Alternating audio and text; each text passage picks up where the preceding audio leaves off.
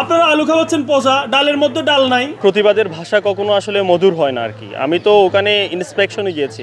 এটা কি? এটা কোনো ডাল হইলো? এটা মানুষ খাবে কেমনে? আমরা তো আসলে সেখানে প্রেম করতে যাইনি। আমার রান্নাঘরে যদি হাফ প্যান্ট পরে কাজ করে তাহলে আপনার টাকার কি দরকার? আপনি কিসের ম্যানেজারি করেন? আমরা হাফ প্যান্ট পরতে নিষেধ করেছি ঠিক ওই সময়ে যে সময়ে সে আমাকে খাবার সার্ভ করবে। হাফ প্যান্ট পরতে নিষেধ করেছি যে সময় সে খাবারটা রান্না করবে। এখানে আমাদের আপুরাও খেতে আসেন আর কি। তো এখানে যদি একজন মানুষ হাফ প্যান্ট পরে যদি খাবার সার্ভ করেন, এটা কেমন হয়ে যায় না? এখন আপনি হাফ প্যান্টের বিষয়টাকে এত বিশাল করে তুলছেন, অথচ আমরা যে খাবারের মানকে ভালো পর্যায়ে নিয়ে যাওয়ার জন্য চেষ্টা করছি সেটাকে তো আপনি তুলেই আনছেন না। এখন জরিমানা আদায় করবে অথবা করবে না, এটা সম্পূর্ণ এখতিয়ার হল প্রশাসনের।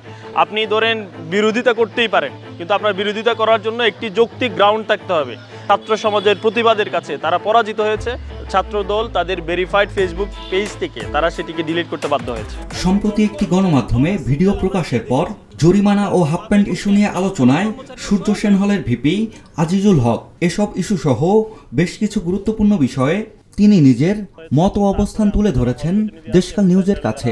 নির্বাচনের আগে শিক্ষার্থীদের সাথে আমাদের সবচেয়ে বড় কমিটমেন্টের জায়গা ছিল আমরা খাবারের মানকে একটি যৌক্তিক পর্যায়ে নিয়ে আসার সর্বোচ্চ চেষ্টা করব। আমরা ওই দিন দায়িত্ব বুঝে নেওয়ার পরে আমাদের মাস্টারদা সূর্য সেন হলের যে ক্যাফেটেরিয়া সেটি আমরা পরিদর্শনে যাই। পরিদর্শনে গিয়ে আমরা বেশ কিছু অসঙ্গতি আমরা দেখতে পাই। বিশেষ করে যারা রান্নার কাজে ছিলেন এরকম দুইজন যারা হাফ প্যান্ট পরে রান্নাটা করছিলেন এবং একই সাথে তাদের পায়ে কোনো ধরনের জুতো ছিল না, এবং যারা রান্না করছেন এবং খাবার পরিবেশনায় ছিলেন তাদের মাথায় কোনো ক্যাপ ছিল না।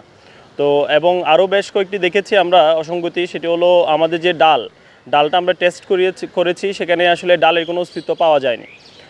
এসব বিষয় নিয়ে আমরা হাইজিন, ক্লিনিং এবং সামগ্রিক খাবারের মানকে ভালো করা নিয়ে আমরা আমাদের মালিকের সাথে কথা বলেছিলাম, এবং কথা বলে আমরা তাদেরকে আলটিমেটামও দিয়েছি যদি 15 দিনের মধ্যে খাবারের মানকে একটি যৌক্তিক পর্যায়ে না নিয়ে আসতে পারে তাহলে তারা যেন চলে যাওয়ার জন্য মানসিকভাবে প্রস্তুত থাকে, এটা আমরা বলেছিলাম। কোন আসলে প্রতিবাদের ভাষা কখনো আসলে মধুর হয় না আর কি। আমি তো ওখানে ইন্সপেকশনে গিয়েছি, আমরা দেখার জন্য গিয়েছি, আমরা পর্যালোচনা করার জন্য গিয়েছি, তাদের যে অসঙ্গতিগুলো আছে সেগুলো আমরা ধরিয়ে দেওয়ার জন্য গিয়েছি। আমরা তো আসলে সেখানে প্রেম করতে যাইনি।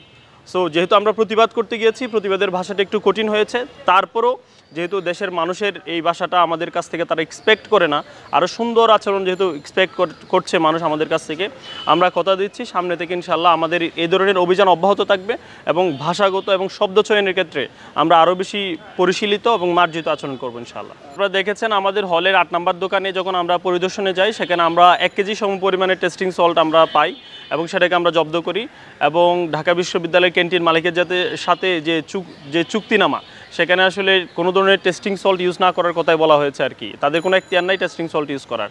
তো আমরা গিয়েছি সেখানে, আমরা টেস্টিং সল্টটা পাওয়ার পরে আমরা হল অফিসকে আমরা সুপারিশ করেছি এখন জরিমানা আদায় করবে অথবা করবে না, এটা সম্পূর্ণ এখতিয়ার হল প্রশাসনের।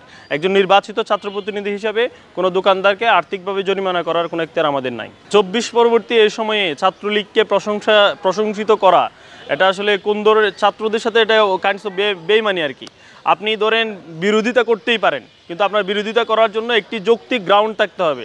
না সে আমার দলের বিপক্ষে, সে অন্য দলের বলে আমি বিরোধিতা করব, এটা তো আসলে ভাই হয় না। এবং আপনারা দেখেছেন ছাত্র সমাজের প্রতিবাদের কাছে তারা পরাজিত হয়েছে।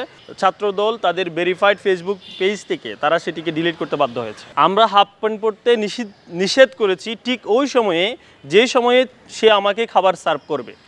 হাফ প্যান্ট পরতে নিষেধ করেছি যে সময় সে খাবারটা রান্না করবে। এখন আমাদের ক্যাফেটেরিয়া যেহেতু বাইরের জায়গায়, এখানে আমাদের আপুরাও খেতে আসেন আর কি। তো এখানে যদি একজন মানুষ হাফ প্যান্ট পরে যদি খাবার সার্ভ করেন, এটা কেমন হয়ে যায় না? এখন আপনি হাফ প্যান্টের বিষয়টাকে এত বিশাল করে তুলছেন, অথচ আমরা যে খাবারের মানকে ভালো পর্যায়ে নিয়ে যাওয়ার জন্য চেষ্টা করছি সেটাকে তো আপনি তুলেই আনছেন না। এটা তো এক ধরনের দ্বিচারিতা, এই ধরনের আচরণ তো কখনো কাম্য নয় আর। আমরা শিক্ষার্থীদের সাথে কথা বলেছি, তারা আমাদেরকে বলেছে আগে থেকে তুলনামূলক কিছুটা ভালো হয়েছে, ডালের মানটা একটু ঘন হয়েছে এবং পরিচ্ছন্নতাটাও তারা পাচ্ছে।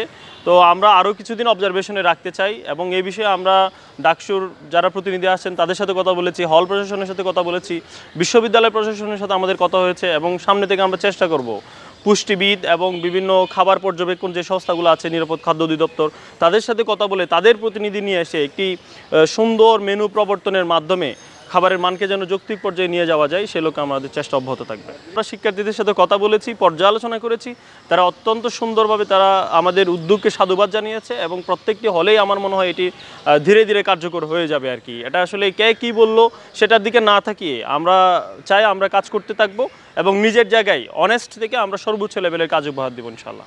12 মাস যে আমাদের দায়িত্বটা থাকবে আমরা আসলে আমাদের কাজগুলোকে ভাগ ভাগ করে নিচ্ছি, কোন মাস আমরা কোন কোন দায়িত্বটা আমরা পালন করব, কোন কোন কাজটা আমরা শিক্ষার্থীদেরকে উপহার দেব। ইতিমধ্যে আমরা আমাদের খাবার নিয়ে কাজ শুরু করেছি, হলে যে ফলেস্তরা খসে পড়ছে সেটা নিয়ে আমরা কাজ শুরু করেছি, আমাদের হলের মসজিদ এবং রিডিং রুমে এসি নিয়ে শিক্ষার্থীদের প্রতি আমাদের কমিটমেন্ট ছিল সেটি নিয়ে আমরা কাজ শুরু করেছি। এবং আপনারা জেনে খুশি হবেন যে ঢাকা বিশ্ববিদ্যালয় কেন্দ্রীয় ছাত্র সংসদ ডাকসুর সম্মানিত ভিপি জনাব সাদিক কায়েম ভাই উনি গত রাতে আমাদের হল পরিদর্শনে এসেছিলেন এবং একই সাথেও তিনি একজন ইঞ্জিনিয়ারকেও নিয়ে এসেছিলেন আমাদের হলের মসজিদ এবং রিডিং রুম যেন দ্রুত সময়ের মধ্যে এসে হয়। এভাবে করে আমরা ইনশাল্লাহ শিক্ষার্থীদেরকে দেয়া তাদের প্রত্যেকটা কমিটমেন্টকে ইনশাল্লাহ আমরা বাস্তবায়ন করতে চাই। নতুন সংসদ হওয়ার পরে ওনারা আসছেন, এসে ওনারা পিছিয়ে দেখেছেন, সব কিছু অবজার্ভ করেছেন। অবজার্ভ করে ওনারা দেখেছেন যে আমাদের ডালের মানটা একটু ভালো ছিল না, ভাজি হয়তো আলুটা ছোলা ছিল না, ছোটো আলু ছোটো হওয়ার কারণে হয়তো যারা কাটছে ওরা কুচি কুচি করে দিয়ে দিয়েছে, চামড়াটা ছিল, এইটুকুই ছিল।